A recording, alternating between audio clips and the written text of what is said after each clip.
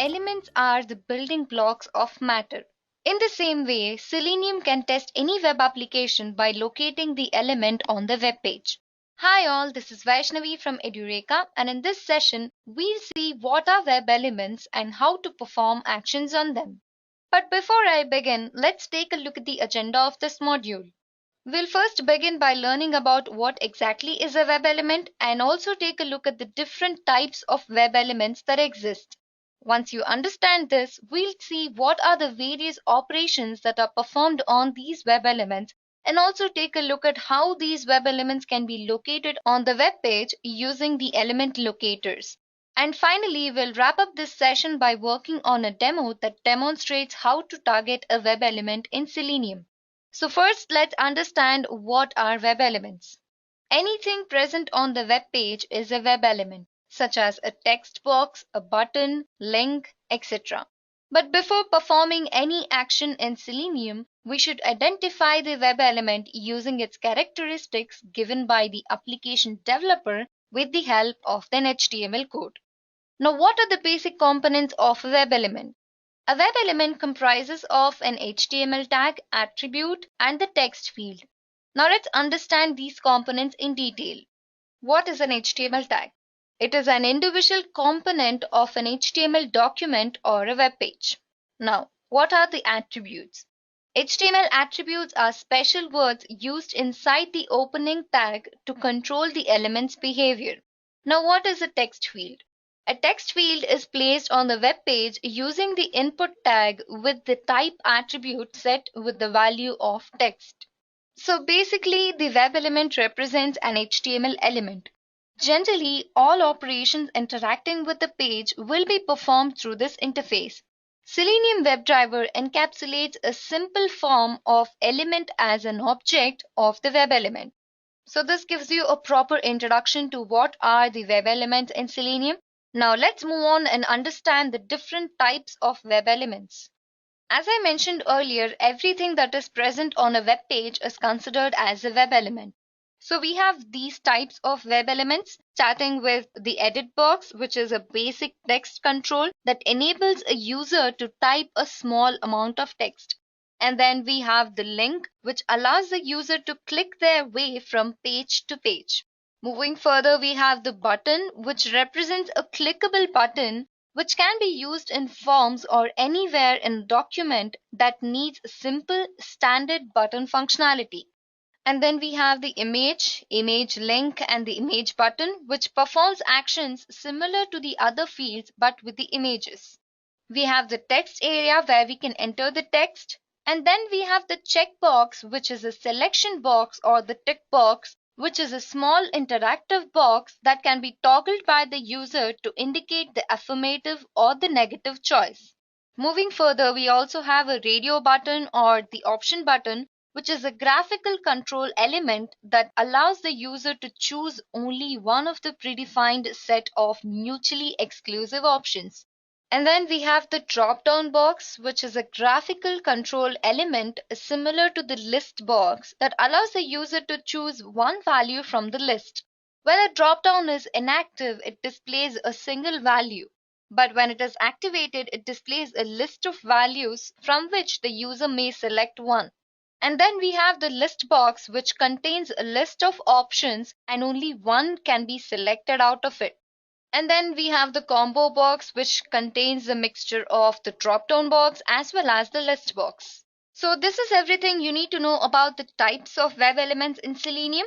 Now let's move on and understand what are the operations that are performed on these web elements. I can say that there are a lot of operations that can be performed on the web elements, starting with performing operations on the browser, such as launching the browser, navigating to a particular web page, closing the focused browser, and also close the driver functionality for the browser. And you can also perform actions like navigating from one web page to another, navigating back to the previous web page, navigating forward to another web page, refreshing the browser, and maximizing the browser screen. So this is about the operations that can be performed on the browser. Now let's take a look at the operations that can be performed on the web page. You can perform actions like getting the title of the current web page, and also get the URL of the current web page.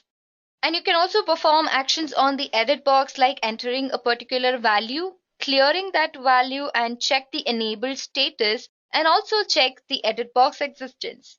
We can also perform actions on the link by clicking on the link, check the link existence, check the link enabled status, and return the link name, and many more. And we can also perform actions on the buttons like clicking the button, checking the enable status for the button, and the display status of the button. And when it comes to performing actions on the images, we have basically three types of image elements in the web environment. That is the general image, which has no functionalities, image button, which helps in submitting the image, and the image link, which redirects to another web page or location. So this is about performing actions on the image, guys. Now let's take a look at the operations that can be performed on a text area. That is return or capture of the text area, displaying the error message, and so on. Now let's take a look at the operations that can be performed on the checkbox. It helps in checking if the checkbox is displayed or not, and also has it been enabled or not. Helps in selecting the checkbox and unselecting the checkbox. Now let's take a look at the operations that can be performed on the radio button. Selects the radio button, verifies if the radio button is displayed or enabled or not, and also checks if it is selected or not. Moving further, we'll take a look at the operations performed on the drop-down box. It checks if the drop-down box is present or not, or has it been enabled, selects an item out of the drop-down box, and gets the item count. Now coming to the operations performed on the list box, it selects the particular list and helps in deselecting it as well. And performing actions on the combo box contains the operations performed on the drop-down box and the list box. Moving further, we have the operations to be performed on the web table or the HTML table, which basically helps in getting the cell value, the row count or the cell count, etc. And finally, we can perform actions on the frames, switching from the top window to a particular frame in the web page, and switching from a frame to the top window, and many more. So these are the operations that can be performed on the web element, guys. Now, the question is how to locate these elements on the web page. Selenium uses element locators, which helps in locating these web elements on the web page. So let's see how this can be done. Selenium makes use of the locator that can be termed as an address that identifies a web element uniquely within the web page. Locators are the HTML properties of a web element which tells Selenium about the web element it needs to perform the actions on. There is a diverse range of web elements like the text box, ID, radio button, etc. And identifying these elements is a tricky approach. So Selenium uses these locators to interact with the web elements on the web page. So let's see what are the different types of locators in Selenium. First off, we have the ID. The ID strategy looks for an element in the page having an ID attribute corresponding to a specified pattern. And then we have the name. Locating elements by name are very similar to locating it by ID, except that we use the prefix in name. And then we have the class, which searches for the class name of a particular web element. And then we have the link text. This type of locator applies to the hyperlink text. We access the link by prefixing our target with link is equal to, and then followed by the hyperlink text, and then locating it by CSS selector. CSS selector is a combination of an element selector and a selector value which identifies the web element within a web page. And then we have partial link text. In some cases, we may need to find links by a portion of a text in the link text element. In such situations, we use the partial link text to locate the elements. And then we have the XPath, which is designed to allow the navigation of XML documents with the purpose of selecting individual elements, attributes, or some other part of an XML document for specific processing. So this is about the different types of element locators in Selenium. So let me give you a quick demonstration of how element locators work in Selenium, guys. So let's work on the operations. So first we need the Java libraries in order to run the test scripts, and also we require an IDE where we can perform the actions. So I have the latest Eclipse IDE installed in my system, so I'm just going to click on it, launch the workspace. Okay, so this is the Eclipse workspace, guys. So I'll first create a new Java project and name it WebElements and finish. You can see that the project is being created, and now we need to add the Selenium jar files. So I'm going to go to build path, configure build path, and add external jars.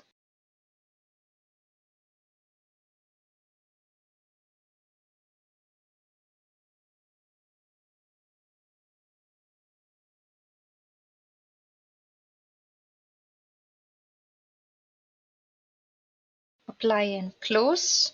You can see that another folder is being created by the name referenced libraries, which holds all the Selenium jar files. Now I'm going to create a package in order to write the code. 𝐶.Edureka. Click on finish. And now I'm going to create a class and give this the name Selenium WebElement and add the main function and click on finish. So you can see that the program comes under the package 𝐶.Edureka, and I've created a class of the name Selenium WebElement under which our main class resides. So let's start writing the piece of code from here. So first, in order to work on Selenium, you need to set the browser driver. So in my case, I'm going to consider working on the Chrome driver. So I'm going to set the system property system.setProperty.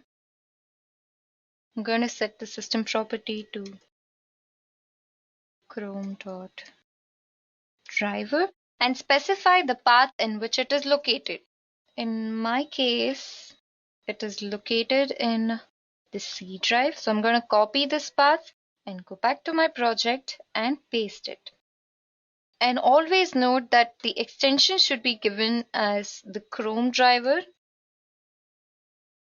.exe, which specifies that it is an executable file. And after this, I'm going to instantiate the browser driver to the new Chrome driver. So I'm going to create an object of the web driver and instantiate it with the new Chrome driver. Okay, you can see that it throws an error. Just import the WebDriver packages and also the Chrome driver packages. So after you finish instantiating the browser driver, we are going to get the URL of the web page that we want to search for. So I'm going to consider the object of the WebDriver, that is driver.getURL, and paste the URL over here. Okay, so once you get the URL of the web page, we need to find the elements on the web page that are basically the web elements. So let's go to our web page. Okay, so this is amazon.in. So let's say if you want to search for this particular search box here. So you can do that using the element locators in Selenium. So I'm just going to right click on it and go to inspect. And you can see that this particular piece of code corresponds to that element location. So the ID is present, which is one of the element locator in Selenium. So I'm just going to copy this ID and go back to my project and write the corresponding code. So it's driver.findElement by ID and specify the ID. And I'm going to send keys to that particular location. That is the search box. So I'm going to send keys. So I'm going to search for Poco F1. So I'm going to search for this particular element, that is Poco F1. And now say you want to click the search icon. Let's go back to our web page. So say you want to click this particular web element, that is the search icon or the search button. You can do that by inspecting it. You can find the class present here, guys. So I'm going to copy this class and go back to my project and write the corresponding code. So it is driver dot find element by class name, and also specify the name, that is the class name, and click the search button. I think this was clear to you guys. So let's execute this piece of code first. Okay, opens Amazon.in. Well, that was quick. So let's try adding the thread commands in between. So this thread command helps in pausing the execution for a few seconds. 4 seconds.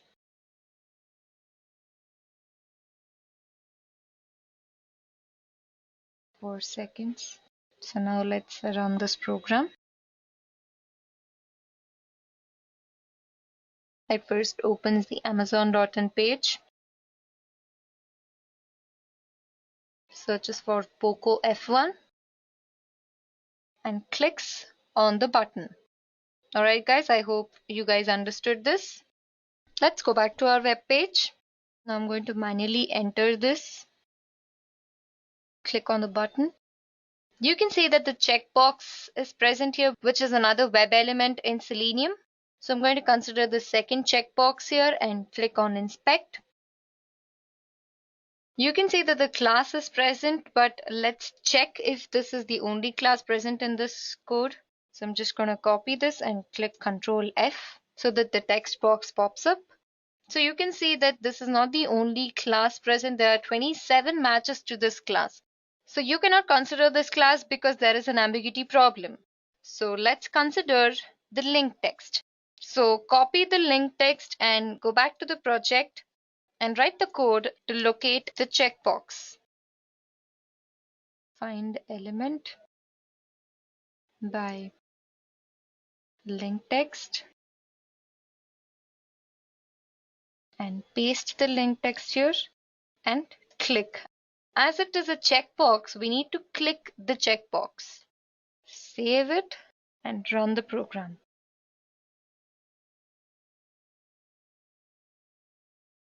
Okay, you can see it first. It navigates to Amazon.in, searches for POCO F1 and clicks on the search button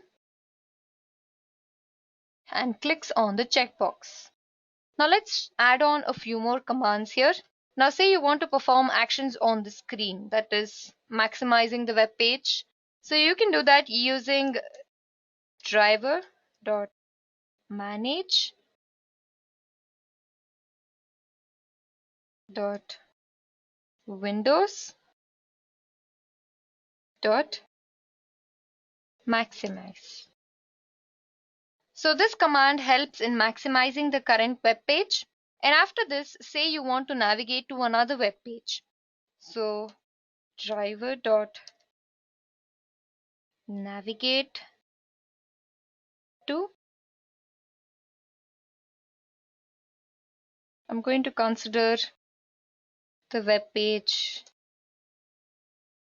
edureka.co/blog. Okay, so I'm going to consider navigating it to this page and pause the execution for a few seconds.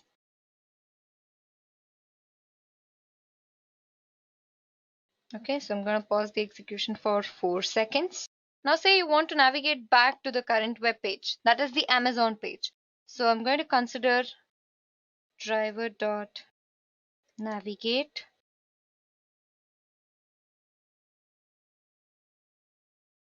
back. So this command helps in navigating back to the web page. And after this, I'm going to exit the driver execution. That is, we'll quit the driver execution. Okay, save this and run it. Opens Amazon.in,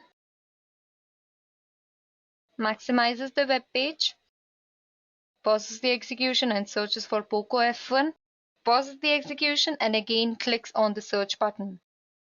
After this checkbox, and navigates to the Edureka blog page and pauses the execution for 4 seconds and then navigates back and closes the execution. So I think you guys understood how web elements in Selenium works. So you target an element using these web elements. And these web elements can be found using the element locators in Selenium. So I hope you guys understood what are web elements and how to target a web element in Selenium. If you want to learn more about Selenium WebDriver, don't forget to take a look at the Edureka Selenium playlist. Thank you for watching this video. Happy learning!